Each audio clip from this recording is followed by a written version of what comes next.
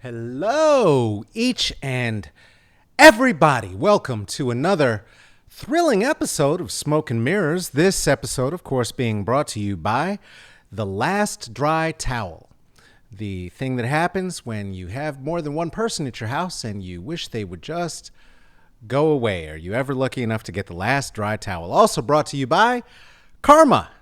Karma, today brought to you by Ted Wheeler, who is experiencing karma. And now, here's a song, I guess.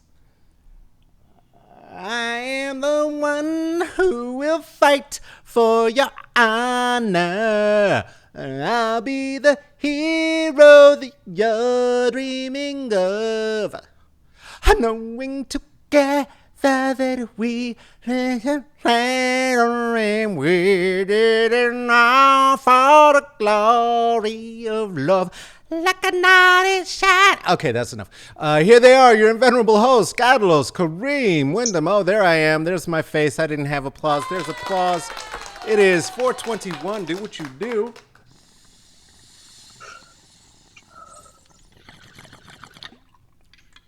You can hear from the other breathings happening that my guest is actually here today, which is great. Coming up very shortly, we're going to have Cat Hollis. I'm just going to say howdy doodies, see how you all are doing. Let's do some promos for next week so we can get into it. Coming up on Monday, the 27th. Me too. Holy shit. Okay, there we go. Monday, the 27th. I'm going to be here a little bit early, wee bit early. We're going to be doing 210 and the PDT.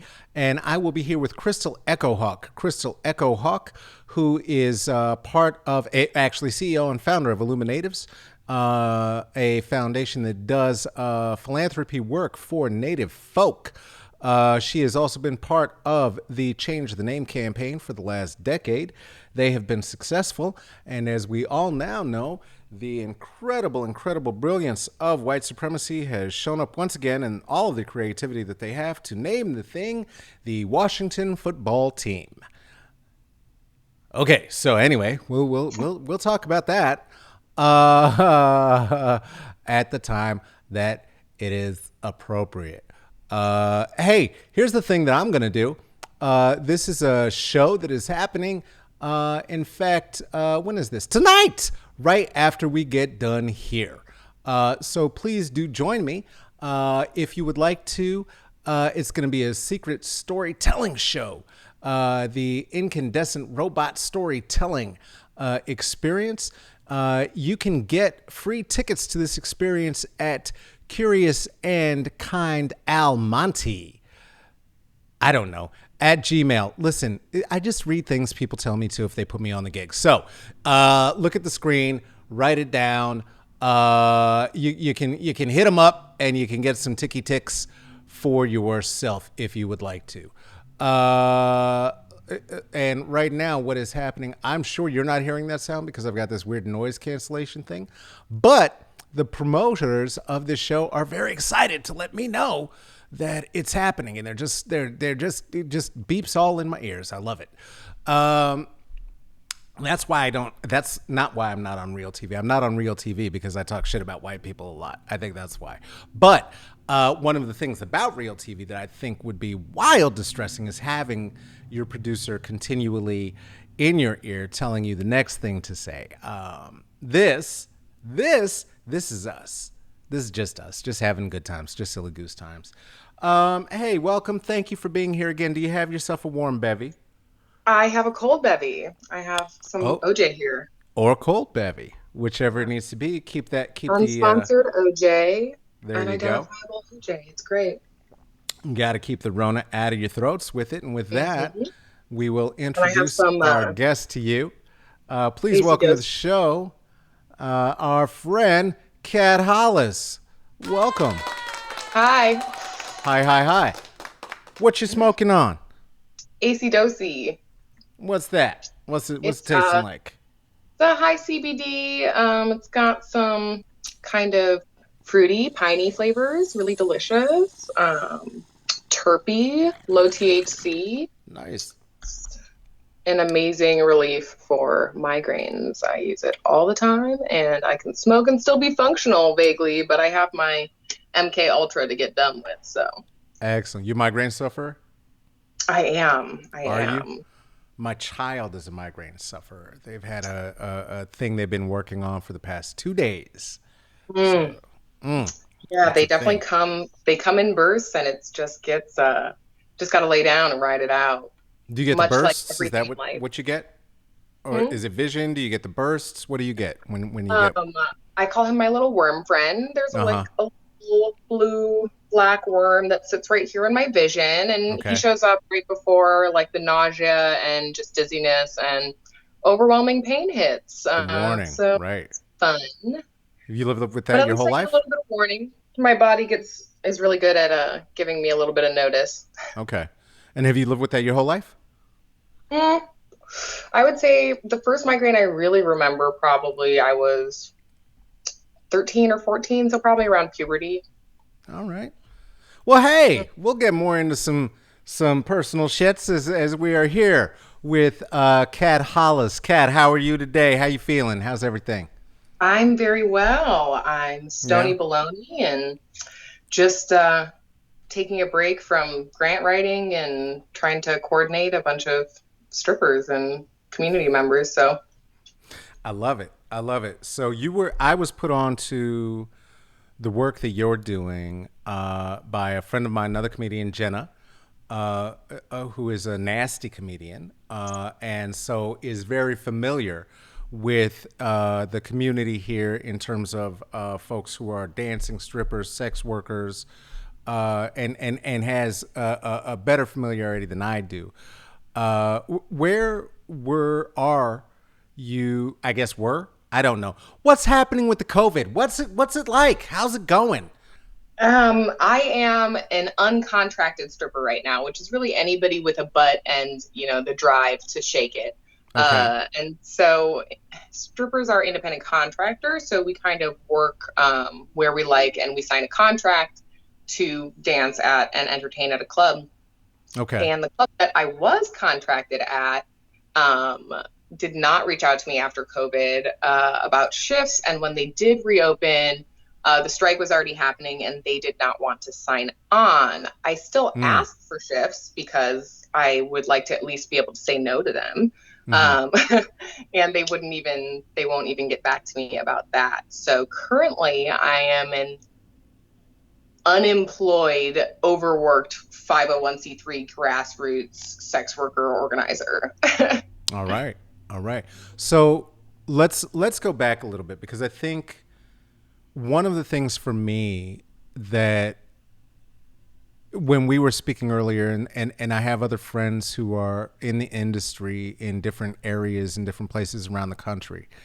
And one of the things for me as a super vanilla that I found ultra surprising was that my friends were strippers and sex workers. I had no idea, right? A friend of mine in particular, we were in long conversations about Chaucer and poetry and global theoretical philosophy of Right. neoliberalism. And it wasn't until they said to me, "Yeah, I had a client. I hate my fucking clients." I was like, "Yeah, I hate my fucking clients too. Clients are the worst." and then she said, "Yeah, this motherfucker left a bruise on my arm," and I was like, "Excuse me, a bruise? Why is your client touching?" Oh, and suddenly it was like, like very slow motion time began unwinding, and I was like thinking of everything that had been said to me in 2 years of knowing each other, and Right. I was just like, oh, okay. And And it I took think me that's that something that long to get it together. Go ahead. a lot of vanilla people don't understand that, our workplace is our body, right? Mm, And so in many ways, our work is very similar to anybody else's work. We have clients, we have to do promo, we have to mm, do financial work. We are doing the work of, an entire organization in one person with, often, an inability to advocate for ourselves. But uh, it's been said before that sex work is dangerous because of how people treat sex workers. Mm, And so sex work shouldn't, we should have the same respect and ability to come home without bruises, should we choose not to. mm, If you're a mm. boxer, sure, you come home with bruises, but there's a line at which there's a professional agreement that doesn't get crossed. And people haven't seen sex work as real work.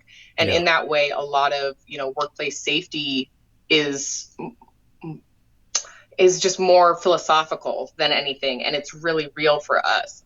But it's easier to right. look at if you look at any other job. Put a sex worker in that position, you should be able to expect to come home with only the bruises you should choose to happily get. Yeah, or that the job necessitates in and of itself, right? I mean, you're a Right, dishwasher, you're going to get a certain amount of bruises on your knuckles, right. but you're not expecting that then your boss is somehow going to have their hand around your neck all of a sudden or something, right? Or if you're waiting And tables, capitalism certainly no has its client. hands around all of our necks in some way. So, Get with it. Get with it. you Get with it. know, I mean, that's one of the other things, right? I've talked to people before too about because trying to help them as I was helped, right? Because that's the thing. It's like kink, right? It's exposure. You don't know mm, if you like it. You don't know what it is. right. Got all kinds of feelings about it, and you have no idea what's going on with it. And And go ahead, please. just something that I've been using to help people understand it is that we already have these skills in consent culture. Hmm. And this goes for Black folks too, okay? Don't touch my hair unless you have asked. So consent is fries, right?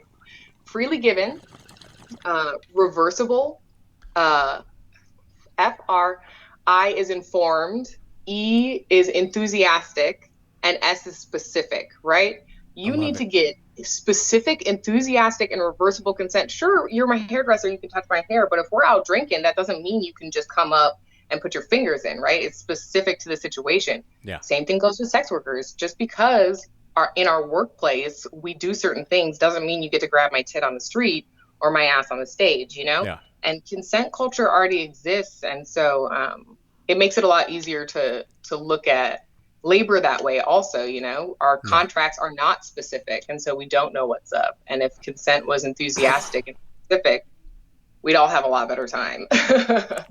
Right. Yeah. I mean, I imagine that as with any other work, you find yourself. Well, okay. So here's the thing that I think doesn't get talked about, right?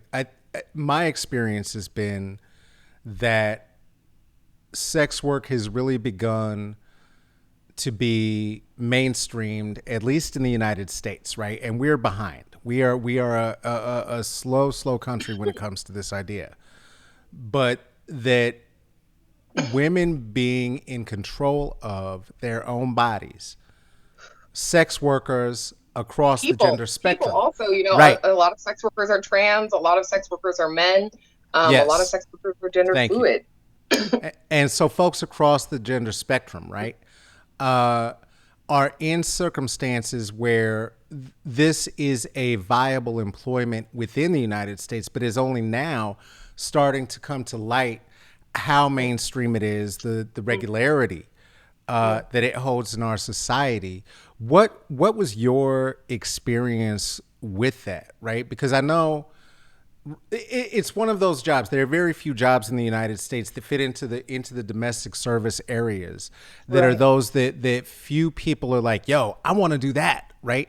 That like we're not told that should be an aspiration to work in a field, to work with the land, to Right. be a caretaker, to be a Right. domestic server, to be a sex care person, to be somebody who works in sex therapy, for instance, or Mm. any other kind of sex work. Right. These have been relegated. How for you personally did this become a viable option in this economy that we're living in right now? Right.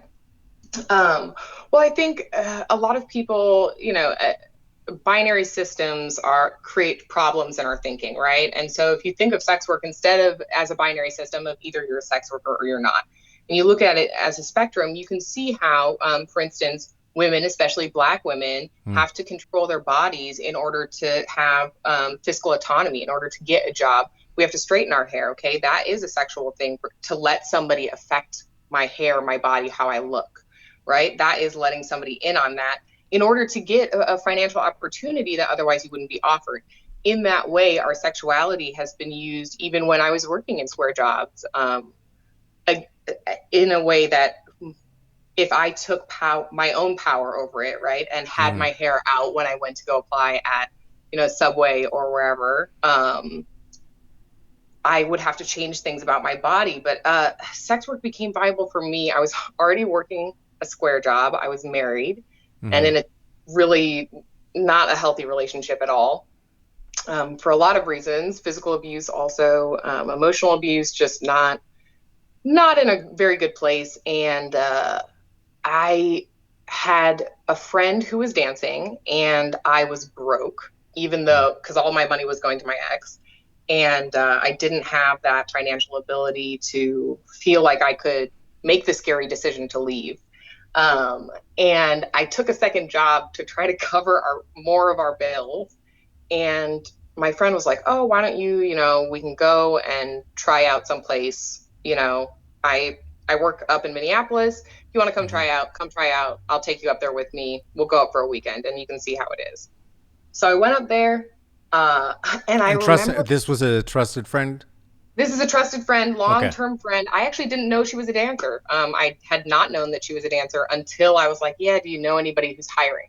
And she was Okay. like, "I mean, yeah, I guess I do. Yeah, Yeah. for sure. Like if you want to come." Um, but I remember her saying to me, because I had, my natural hair is my natural state, and that's how I Mm-hmm. live. Uh, and she was like, "You're gonna have to get a wig." And Wow. I was like, "Oh, for like a disguise, right?" And she was like, "No, mm-mm. I'm gonna tell you right now, like you gotta go get waxed. And so there's a lot of ways that like white women are subject to this also. Like the first time you go and dance, you can't go in like unprepared. You have to prepare Right. like people aren't used to showing their butthole to the adoring public, and so that's something you have to like prep your body for. Yeah. And I remember she was like, "Yeah, you have to grab a wig," and I was like, "Okay." And I got like it was like a $20 wig, and uh, Target What color? What panties. color? What color? Wait, what color wig It did you was get? black. It was Okay. All black. right. I Okay. had a long black wig, and it Okay. had just like a fringe bang like this. And Maya, that was my first stage name, was Maya, Maya. Wow. And I remember going up and auditioning and thinking to myself that it was going to be like a lot weirder. I was like, okay, I'm going to have to like do this process where I become a sex worker, right? I have to become a stripper or whatever. And I Mm. remember getting up on stage, taking my tits out, and then being like, oh, actually, this is kind of I do this. You know what I mean? Like I'm fine with this. It's not as big of a leap as I think it is. And it's because I Mm. was looking at it in that binary system where like either you're a full service sex worker who's doing survival sex work and, is in danger every moment of your life and living hand to mouth, or you're not, right? And so when I entered into dancing, that I started to see that line blur. We call it a hierarchy in Mm. the sex work community, and that system exists with the more acceptable forms of body exploitation, like wearing makeup and straightening our hair, Mm-hmm. going all the way down into dancing, and everybody looks down on everybody else. Mm. So it Mm. it really taught me to stop punching down, and start punching up and looking at how we all exist in these systems as a spectrum. Yeah. Long story. Yeah. Well, so here's the other thing, though, right? Because even within the system and within the system that we're talking about, you talked about the expected standard of beauty, right? And I mean, one, it's right. It's sort of a hyper drag, hyper feminist, right? Hyper femme. Mm-hmm. It for me, one of the confusions, right? And I'm a gender fluid person, and so performance of drag, performance of sexuality, where I have been comfortable, has been watching drag shows, right? And watching the fun and watching the poking and watching the, hey, let's tear down these mores. And I had gone to one experience in a strip club, and what I discovered that for me, I don't get. And I found that there were some questions too for my other friends who are sex workers around why. And I'm asking anybody. I'm gonna ask straight mans if cis mans if they're willing to come on here and answer this question because Right. I don't know. So maybe you get some insight for me. Why? What is the appeal for straight mans to in a pack Mm. go together to get aroused Mm-hmm. and eat some chicken wings It's a and question we ask a lot in and drag go work. home alone Mm. No, or we alone ask it. together. I don't Yeah. know. Yes, because and so the real answer is it's in two parts. One part is it is a show of control, right? Normally, we would ravage her. And so we are such strong and respectable men that we can sit here with a half chub and very calmly not tip them and say we are not entertained, right? And so there is a level of rising above your like animal instinct that like, ooh, we're here, we're doing like, yeah, we're bros testosterone, but like also we're like, yeah, like look at that butt. I don't People watch porn together too. I think that there's something there is also something bred in circuses is the other Like part of it. wait, like non-sexually people watch porn together? Yeah. Wow. Okay. I don't hang out with dudes, so I mean for real. And I'm not trying to I've be like an watched asshole. I just don't. bad porn with my friends in hilarity. Like there's Alice in Wonderland sing along musical porn. It's called Alice. It's really just if you have the opportunity to awkwardly watch it with your friends, please do. Don't watch it alone. It's not worth it. It will just be weird if you watch it alone. It's better to watch it together. Okay. But Okay. I All think right. that there's also something very ritualistic about it that we Uh. have very few rites of passage in our Uh. culture. Okay. And so there is sort of, I think of a time, it was so beautiful because people will come in like with their kids, right? And like buy their son their first lap dance. Like that's a lot of times, a lot of They're times. children that came from their own balls. Yes. And they turn 18, 21, they bring them Okay. into a club Mm-hmm. and they're like, pick a girl. She's going to sit on your lap. Oh. I'm going to pay for it. Oh. It's so, but very specifically, I think of a time I was working in Portland and there was four generations that came Mm-hmm. into a club. Beautiful. It was a very embarrassed 20 something year old That male sounds right. presenting person, That okay. white. Mm-hmm. His mother and father, Mm. their mother, and their like 97-year-old grandma, like great grandma. And it was because in Portland, it's a novelty, right? There's a point at which it's part of the tourism, right? And sex tourism is Okay. very Okay. common, Okay. Okay. right? Okay. And this is Okay. a Okay. more, Okay. Okay. All right. because it's Okay. not I'm getting there with you. I'm getting Thailand, there. I'm getting right? there. Yeah. Okay. Bring me there. Okay.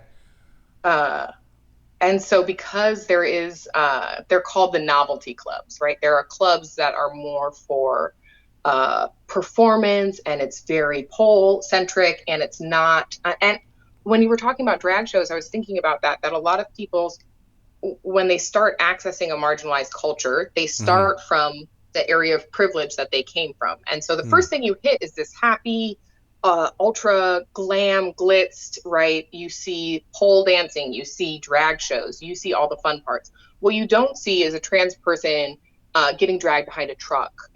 Sorry, content warning. What you don't see is a sex worker getting beat to shit in an alley and having to go to work the next day and Yeah. losing the one safe place that they had to vet clients because they came in with a black eye. Mm. Uh, and so we enter from these places of privilege, and what is so disheartening to the more vulnerable parts of those communities is when they see people celebrating this first step into the woods, right? Mm-hmm. They haven't even seen the trees yet.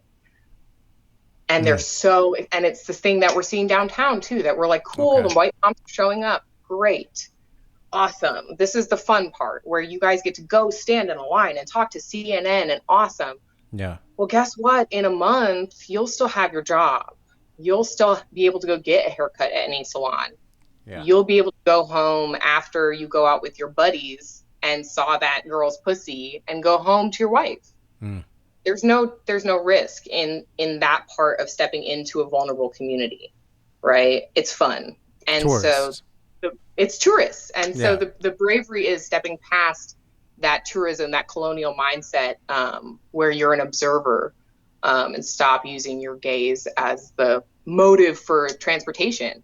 Okay. You know? Yeah. Yeah. So, right, that brings up multiple things. I'm assuming based on the descriptors that you were giving, and maybe you said this, and I was just so my mouth so agape that I didn't hear it.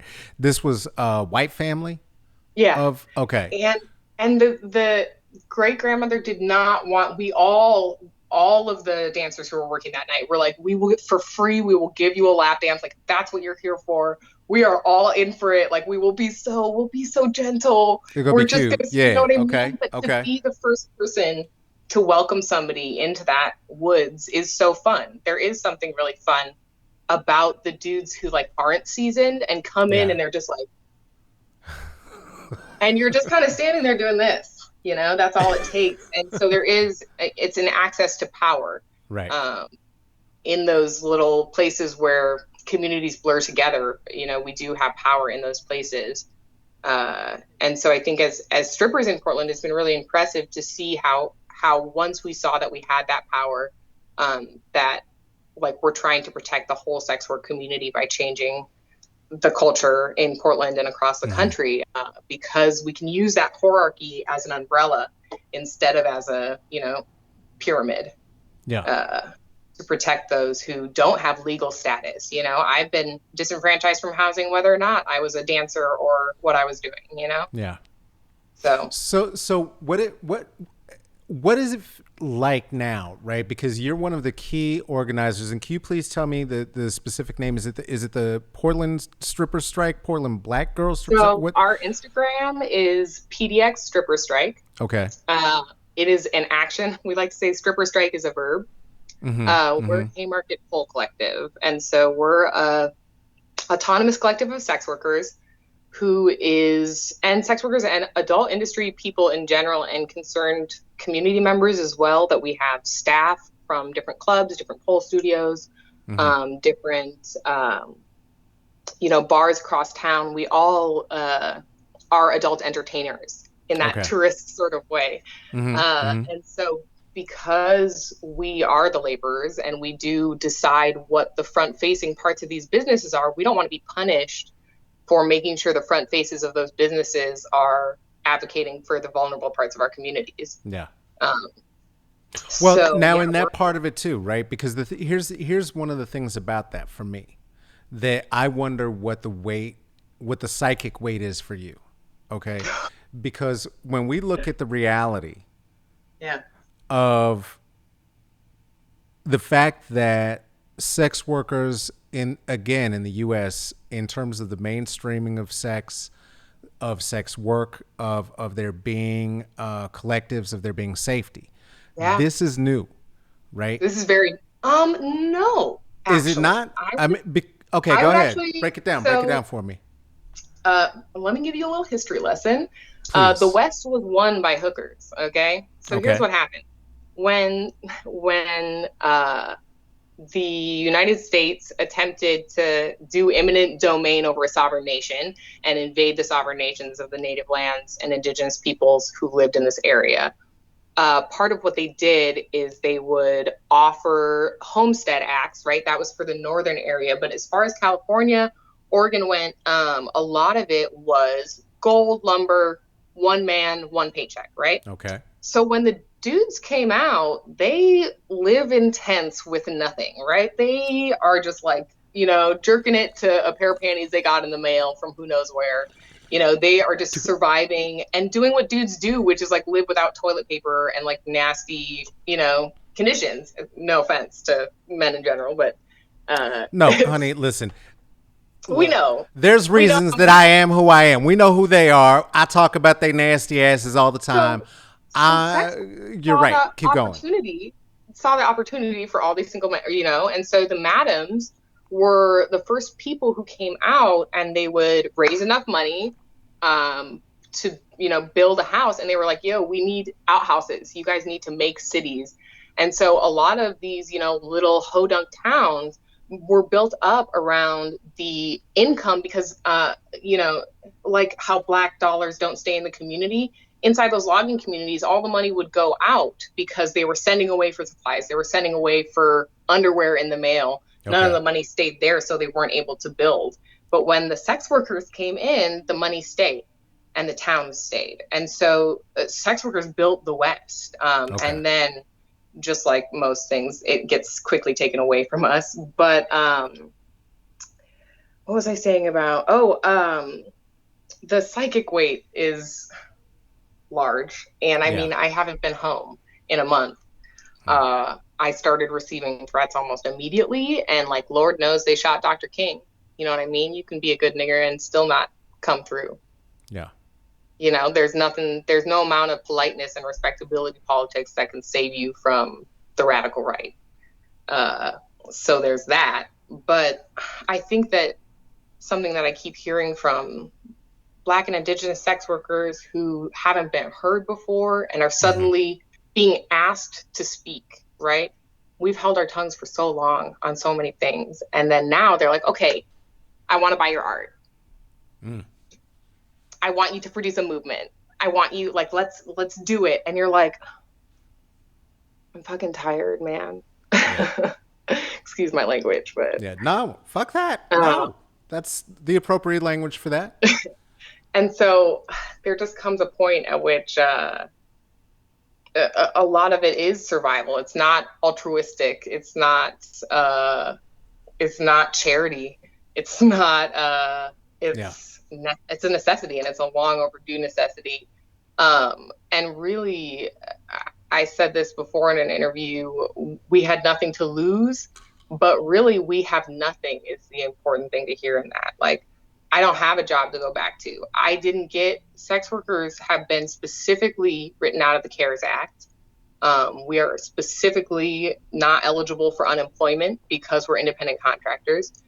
PUA needs to contact your employer, and so, or the place that you contract. So if you're an Uber driver or something like that, they have to email Uber. Uber emails them back.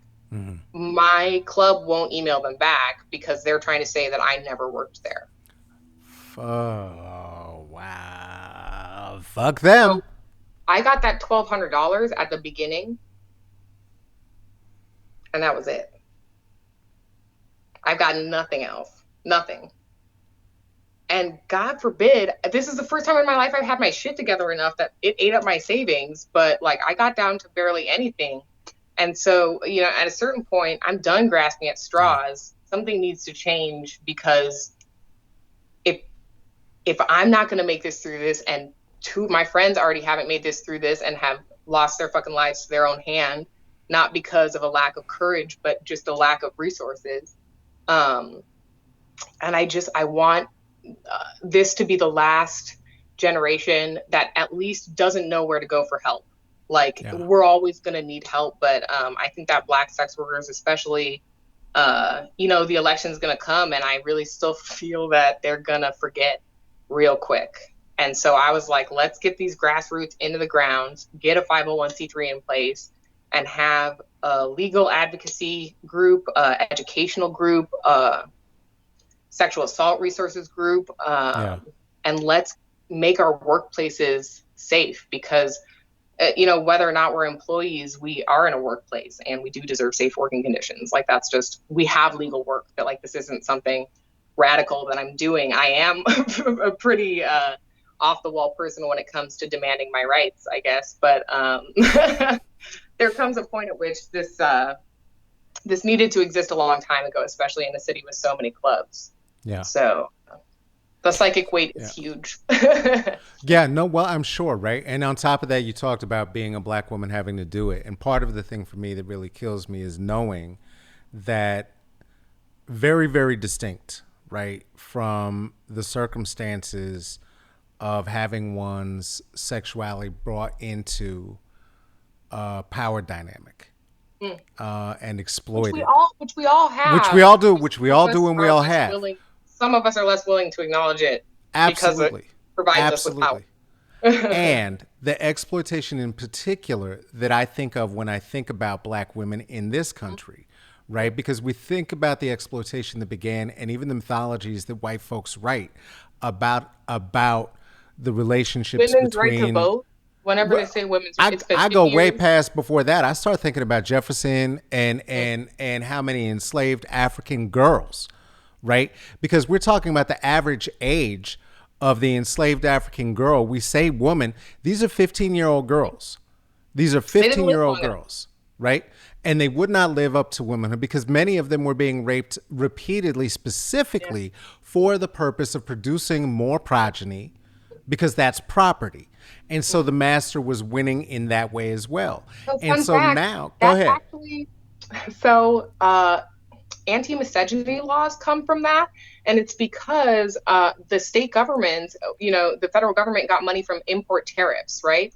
And Right. so a lot of the South seceding was because they wanted to stop paying those tariffs to the federal government in the North, because they could have produced their own slaves, but the federal government said that's race mixing Yeah. because it's not a full African and a full African, right? There's some other part of it, right? Because they're new property, right? New inventory, and it is interesting to know that. So the term exotic dancer actually comes from the French Quarter in Louisiana, Mm-hmm. Mm-hmm. Mm-hmm. because burlesque was for white women, right? They had to cover their nipples; they couldn't be fully nude. So the idea of full nude dancers comes from these areas where race mixing was allowed, and that white person took that first tourist step into Black culture. And Yeah. so a lot of white people's first experience with Black culture is through butts. It always has been. Yeah. Yeah. Always has But been. Always has been. And that, from the human zoos throughout, right? I mean, that is the tourism, first. though, Yeah, tourism, absolutely. body Cannibalistic tourism. tourism, cannibalistic body tourism at that, right? And so now we are in a situation where once again it seems that I guess I hold the same fear as you, right? Because I think about what happened with that women's march, right? Mm. The way that it was garbage from the jump. Black women were called in to fix it, did fix it, and then these white women have not been in the streets again until a month ago. We ain't seen them anywhere, right? And continue to benefit, right? Comfort is then brought back to them, whether it's through absolution or through feeling like they expressed their rights or whatever it is that they felt like that they were okay to just chill out, right? And through, as you were mentioning, women's suffrage, through, as you were mentioning, every single movement that has ever been led in this country that has been about obtaining rights and civil liberties on the backs of black women. And the Mhm. key beneficiaries continue to be white women, right? And to see us back in an historical moment and for you to be existing in this historical moment where you are the one laboring. Mm. I know, as you said, that this is not about, I know that this is not about the freedom of, you talked about it being about your own freedom, about your own liberty, right? Mhm. What, I don't know, just, I think Marsha about P. that and I hold Johnson. that Marsha fear, P. Johnson said, "I want my civil rights." period. Okay. Marsha P. Johnson said, "I want my civil rights." Uh, it's been said by other people in the community recently that you have shown up once we threw bricks. What else do you expect us to do to get your attention in the future? The streets will speak for themselves. This is your last chance for civil discourse. Okay. Yeah. And guess what? The community has shown up because we have said this is your last fucking chance for civil Yeah. discourse. Riding the fence is not enough. So we have a rally on the 25th this Mm-hmm. Saturday. It's at 3:33. It starts at the Star Theater, and we'll have community listening sessions. I believe in restorative justice because the current justice system has done us no good, Mm-hmm. and interacting with it is really hard for us. So one of the things that we're doing is airing our grievances to the community. And I don't think that people need to hear our worst day, but they do need to hear what their negligence has left us to. Mm. And so I think it's important that community members be there. It has been at our events. Joy is a radical act. We always have a lot of fun. It's during the day. And part of that is because our bodies are always vulnerable. You know, we have a lot of bravery because it doesn't matter if I'm at work or not, my body is a weapon that's used against me in many ways. And so it's just been, it's, I feel like it's just felt really vulnerable for everybody, including the white women who are doing this work.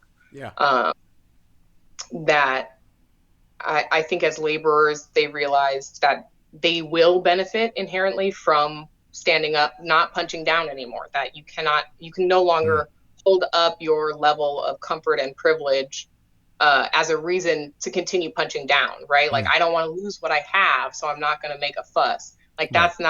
that's not going to cut it anymore. And I think that that's, people have asked me, this has happened before. There was a strike in New Orleans. There was a strike in New York. Sex strikes go back to the Peloponnesian War. The Liberian women liberation for freedom movement ended like a 25-year civil war with a week-long sex strike. And so these movements have existed, and I think that you can always look away, but now you cannot say you didn't see, Yeah. right? And that's the difference that I think is really different about this time. Also, that I think people are finally realizing they won't be able to say they didn't know. Yeah. And so I think that creates some staying power. And I'm hoping that this is our last rally for a little bit because of COVID cases, and we're trying to protect our vulnerable communities by not gathering in large groups. But we're going to continue doing activism online. And the YWCA Portland fiscally sponsored us. Mm-hmm. Off the cuff right away. They were amazing. I reached out to them because they do cultural sensitivity trainings already. Yeah. And I was like, I don't know what to do, but there are professionals who are trained to do this. Have them do it, right? People kept asking me what to do. What do we do? What do we do? And I was like, I'm tired. Go ask a professional. Go pay somebody because it's not me. I'm trying to survive. And so that was a resource that needed to happen. People didn't know that there was these trainings going that were available. So I reached out to the YWCA Portland, and like immediately they were like, this is so in line with our mission. Why would we not? Like this should have been in place before, Yeah. Yeah. whatever we can do to help. So they're basically our bank. So we can be a 501c3 until we get our structure in place. Mm. But we have a steering committee of all black and brown butts, Indigenous butts, trans butts, queer butts. 30% of our membership is Black. And I think that that's really important. So as we're kind of moving forward and deciding how we can advocate for this community, it's really important that the people in those decision-making roles are brown, and that there is a loud ass brown voice at every fucking meeting, so that if there's some white nonsense starting to go on, they can be like, no, here's what's up. Because that's what happens behind closed doors, is how all this stuff happens, right?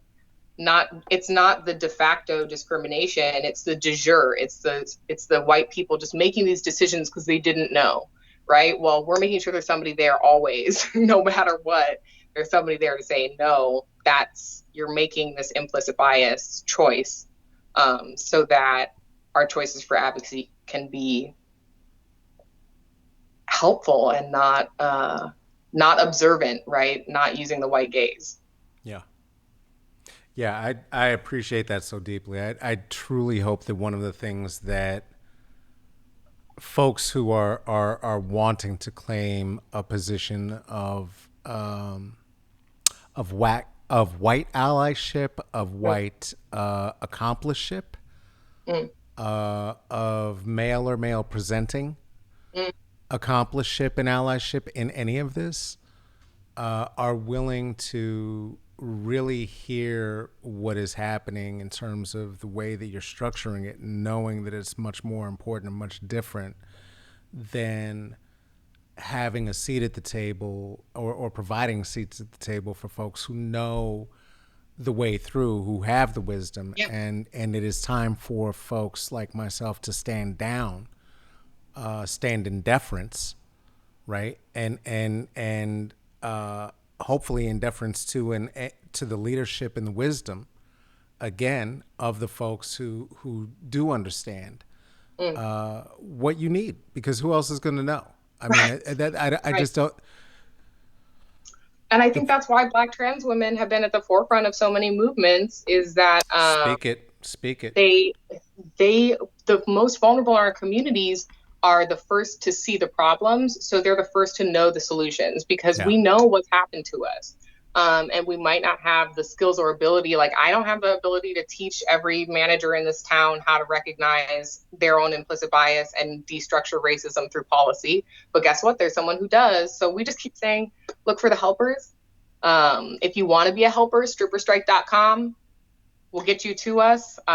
We're asking for testimonials. If dancers need legal resources, we can connect them to them. We have a fundraiser, a 501c3 fundraiser through the YWCA, like I said. It's going to program development and hopefully paying me to do this work, because all of our money is just going to program development right now and Yeah. getting brick and mortar in place and doing all that stuff. So it's just been, I mean, it's been 2 months, right? That Mm-hmm. started on Mm-hmm. Blackout Mm-hmm. Tuesday. So it's been a journey. It's been a journey, that's for certain. A fast one. A fast Hmm. one. Yeah. And it's The hot as hell, and I haven't been home in a month. Oh my God. You know, I truly appreciate your vulnerability in terms of not only talking about that, but the realities that you're facing in terms of the struggles and the struggle in leadership. Because Mm, I think, again, when we are looking at moving past the false binary and mm, past patriarchy and past patriarchal leadership, one of the many things that has never been exposed is the weight, is the pain, is the cost, right? mm. There are many who are only now becoming aware of what it cost Malcolm to Black Jack. be, somebody who was staying the course in a corrupt system. And Mm. and and it led all the way to his life, but there was an economic cost for half a decade before that, Right. that I don't think people are aware of, and I don't think that people do fully understand the human cost that comes Mm. to those who are willing to put themselves out in positions of leadership, including the exploitative nature that so many people approach you. I'm wondering if, before we go, you had talked about with me before we got here two things. One, you put me onto some shit, and I'm going to start saying it, so I don't ever want to be saying it without saying that it happened. Uh, if you could re-explain for me why, when I talk about these cracker ass crackers that I call them crackers, and two, I forgot point two because I'm a little bit high because point one was so good. But if you would do that, maybe I'll remember point two before we get out of here. Um, so where the term cracker comes from, so the term redneck comes from a laborer who is white who couldn't afford to have someone else work for him, right? Right. And so his neck would be red from sunburn. And a cracker is someone who worked on the plantation, was sort of a not even bourgeoisie, just middle management guy. And he was the guy with the whip in his hand, also standing out in the field. He wasn't, you know what I mean? He wasn't the plantation owner. He was some guy who worked for that guy. But he would Yeah. use his whip for, no apparent reason, just crack crack it because he wanted to just flex his power. And so cracker is a term for a white person who flexes their power for no reason, and harms people in that, just to display their own power. So, I love yeah. that. I love that so much. No, the etymology is Oh, just absolutely everything to me. Go ahead, please. and the other thing was that we're independent contractors. Yes. Yes. AC Dosi, it's a really great weed. I recommend it. Yeah. It's One good more. for getting shit done. And shout out to our friends one more time, and as always at Bloom Portland, where they're not racist. You can wear your hood in the store if you need to. Hey. Hey, And I also wanted to just quick say there are movements like ours across the country. We meet with them once a week online and kind of collaborate. Stilettos Inc. is a really good one in Philadelphia. In Chicago, there's the Black Sex Worker Relief Fund. In Chicago, there's a Black Sex Worker Relief Fund in New York. There's also the Colorado Black Sex Workers Collective. And then there are Haymarket Pole chapters popping up all over the country. If you know somebody who's a dancer, because I know that you do, have them hit us up, stripperstrike.com, pass the word, donate, please boost Black voices and help us advocate for our fucking selves. come on now. Come on now. That's my Hey, piece. thank you so much, Cat Mm-hmm. Hollis, for being here. Appreciate you. Appreciate your vulnerability. Black All Lives power to the Matter. people. All power, all Always. people. Always. Bye. One more time for our new friend, Cat. A. Hey, all right, y'all. You know what it is. I got to think of another word. Every time I get to the end where then I'm standing here and I'm with you and I'm saying, illustrious guests. But then I realize I heard that from Discourse, and so I can't say that. But my brilliant guest, Kat, and you've been here with other brilliant guests with me. If you have not, if this is your first time here, this is part of what we do. Other times, I bullshit. I don't know. Sometimes we talk about white supremacy, patriarchy. There's a laugh or two to be had on occasion.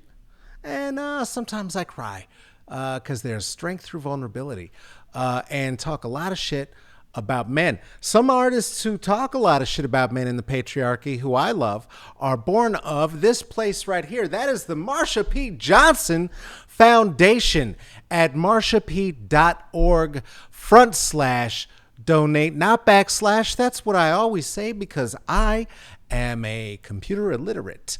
So marshap.org/donate. If any of the many appropriate places to donate that Kat turned you on to just now don't tickle your fancy, please consider tickling their fancy. If you've already tickled the fancy of the Marsha P. Johnson Foundation because you've been here with me all this month, you know I've been doing this all this month, then do me a little favor. Why don't you go ahead and bounce those shekels right on over to, well, see, there's the Patreon. I don't want to ask you for money right now. That feels like such an asshole thing to do. Look, Kristen, Renice, Michael, Natalie, Juliet, Tarika, Tracy, thank you. That's all we need to say about that right now. Listen, Stripperstrike.com. that's what we need to talk about. So what I would like to do is this. Anybody who is listening right now, what we can do is this. If you are somebody who is prone to want to help out the venture that we have here, there are two ways to do that, and I would like to offer them both up right now. One, of course, if this conversation has been informative to you, enlightening to you, you think somebody needs to be enlightened by it, do me a flavor. Please share it. Hate share it to a misogynist. I'm perfectly comfortable with that. Please make sure that you only tag me in it, though, if you do. Also, the other thing you could, we call that passing the J. That's what we call it under the philosopher's tree. I will never bogart. This is free. You know that. I do this because I am,